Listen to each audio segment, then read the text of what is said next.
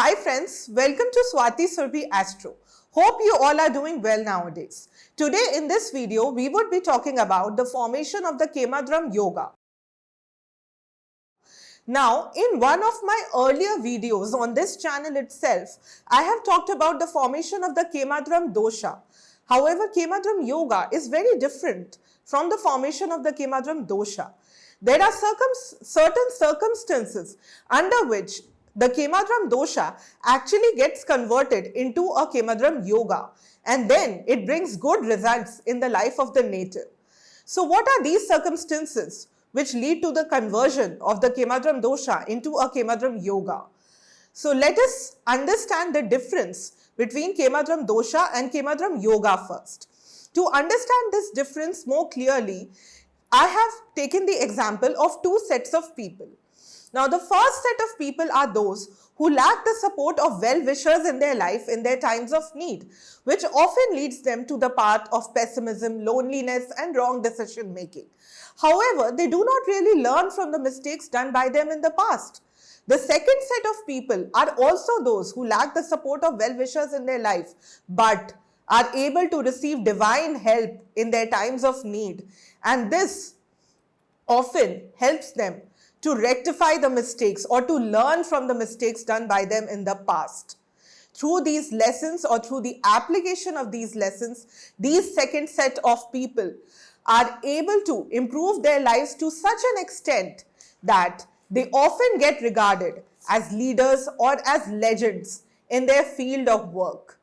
It is these second set of people who often have the Kemadram Yoga operative in their charts. So now I think you understood the difference between Kemadram Dosha and Kemadram Yoga. Now those people who have the Kemadram Yoga operative in their charts are very knowledgeable. They can be very good healers. They can provide emotional support to many others. They are often very creative. They are very innovative. But they do like to work alone, or their productivity is the maximum when they work in isolation. They are confident about themselves and have faith in their abilities. Also, they are of a giving and helping nature. Now, how does the Kemadram Yoga gets formed in the birth chart of the native? So, first we need to understand about the formation of the Kemadram Dosha. Now, whenever the moon is placed alone in any house of the birth chart of the native, and there is no planet other than Sun, Rahu and Ketu on either side of moon, then we say that moon is in Kemadram, or it leads to the formation of the Kemadram Dosha in the birth chart of the native. Like for example, if moon is placed in the first house of the birth chart, then there should be no planet, no other planet should be placed along with moon in the first house of the birth chart. Also, there should be no planet other than Sun, Rahu and Ketu in the 12th house of the birth chart, and no planet other than Sun, Rahu and Ketu in the second house of the birth chart. If this is the condition, if these are the circumstances present in the birth chart, then it leads to the formation of the Kemadram Dosha. Then we say that moon is in Kemadram Dosha. Now, how does the Kemadram Yoga form? So, for the Kemadram Yoga to be formed, the Kemadram Dosha first needs to get nullified completely. And after the complete nullification of the Kemadram Dosha, there should be certain additional circumstances, certain conditions should also be present in the birth chart, which then lead to the formation of the Kemadram Yoga. So, let us talk about each of these conditions in the next part of this video. Now, there are three conditions of the formation of the Kemadram Yoga. The first condition is the strongest formation of the Kemadram Yoga, which I am going to be telling you right now. So, in this first condition, there are four conditions. There are four circumstances, okay? Four subparts of this first condition. The first part, moon should be placed in Kemadram Dosha and it should be placed in the quadrant houses of the birth chart of the native, which are the 1st, 4th, 7th and 10th houses of the birth chart. The second part of this condition is that this moon should be receiving the benefic aspect of Jupiter on it. The third part of this condition is that Venus should also be placed in the quadrant houses, which are the 1st, 4th, 7th and 10th houses of the birth chart.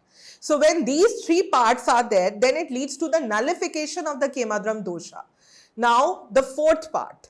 Whenever Venus is also casting its benefic aspect on moon, Then it leads to the fulfillment of the fourth part, and then it leads to the formation of the Kemadram Yoga in the birth chart of the native. Now let us understand this better by the way of an example. Let us suppose that moon is present in the first house of the birth chart of the native. Okay, and there are no planets on either side of moon. That means moon is in Kemadram and it is placed in the first house. First house is the quadrant house, right? So the first part of the first condition is fulfilled. Now the second part of the second condition, suppose Jupiter is placed in the ninth house of the birth chart.